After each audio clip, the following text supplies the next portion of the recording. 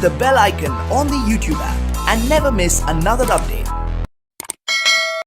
Hello viewers, welcome to this session. इस video lecture में हम लोग प्रीवियस ईयर JUT ने डिप्लोमा में एक न्यूमेरिकल पूछा था, उस न्यूमेरिकल को हम लोग डिस्कस करेंगे। ऑलरेडी हम लोग उस क्वेश्चन पेपर के क्वेश्चन नंबर 1, 2, 3 एंड 4 को हम लोग डिस्कस कर चुके हैं। Today we are going to discuss question number 6।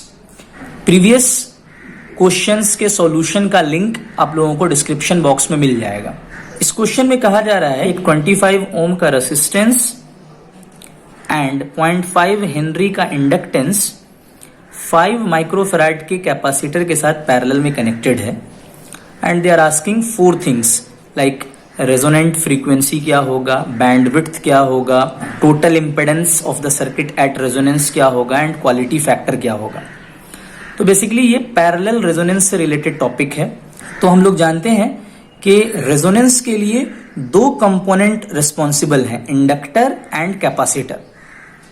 अगर ये दोनों सीरीज में हैं और रेजोनेंस अकर होता है तो उसको हम लोग सीरीज रेजोनेंस कहते हैं, और अगर ये दोनों पैरेलल में हैं और रेजोनेंस अकर होता है तो उसको हम लोग पैरेलल रेजोनेंस कहते हैं। रेजोनेंस एक ऐसी कंडीशन है जिसमें voltage and current same phase में हो जाता है। AC circuit purely resistive circuit की तरह बिहेव करता है और पावर फैक्टर यूनिटी हो जाता है। ये बिल्कुल एक फॉर्मूला बेस्ड न्यूमेरिकल है। अगर आपको फॉर्मूलाज पता है तो आप बिल्कुल आसानी से इसको बना सकते हैं। For example resonant frequency parallel के केस में इसका फॉर्मूला होता है 1/2 pi under root 1/LC minus R²/L²। सारे वैल्यूज हमको गिवन है। 1/2 पाई कैलकुलेटर में पाई का ऑप्शन होता है, इसलिए डायरेक्ट इसको 2 पाई रहने दे रहे हैं। फिर होल अंडर रूट ले लेंगे। 1/L की वैल्यू थी 0.5 ले लिया। C की वैल्यू थी 5 माइक्रो यानी कि 5 × 10⁻⁻6 माइनस फिर है R² यानी 25 का स्क्वायर, फिर है L² यानी कि 0.5 का स्क्वायर। जब सारी वैल्यूज को कैलकुलेटर से हम लोग सॉल्व करते हैं तो F0 की वैल्यू आती है 100.34 हर्ट्ज। तो इसका मतलब हो गया इस पर्टिकुलर केस में रेजोनेंट फ्रीक्वेंसी की वैल्यू हो जाएगी 100.34 हर्ट्ज। अब हम लोग आते हैं टोटल इम्पेडेंस में।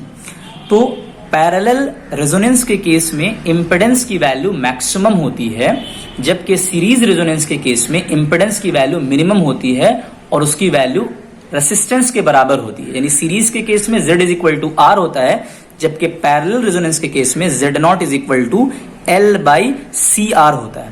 तो L की वैल्यू 0.5 गिवन है क्वेश्चन में, C की वैल्यू 5 माइक्रो है और R की वैल्यू 25 है। कैलकुलेटर से जब हम सॉल्व करेंगे तो impedance at parallel resonance will be 4000 ohm आ जाएगा। उसके बाद हम लोगों से बोला जा रहा है quality factor and band width निकालने के लिए। तो पहले हम लोग क्वालिटी फैक्टर निकालेंगे। क्वालिटी फैक्टर का पैरेलल रेजोनेंस के केस में फॉर्मूला होता है 1/R अंडर रूट L/C। सारी चीज गिवन है। 1/25 under root 0.5 divided by 5 × 10⁻⁻6। Solve करेंगे तो हम लोगों को मिलेगा 12.65। नो लास्ट थिंग है बैंड विड्थ। बैंड विड्थ का स्टैंडर्ड फॉर्मूला होता है resonant frequency divided by quality factor. तो रेजोनेंट फ्रीक्वेंसी हम लोगों ने ऑलरेडी निकाला है 100.34, क्वालिटी फैक्टर हम लोगों ने ऑलरेडी निकाला है 12.65। जब ये दोनों वैल्यूज को डिवाइड करेंगे तो हम लोगों को बैंडविड्थ की वैल्यू निकल जाएगी 7.93। तो ये बिल्कुल ही फॉर्मूला बेस्ड न्यूमेरिकल था। होप आप लोगों को इजीली समझ में आया होगा। Thank you for today.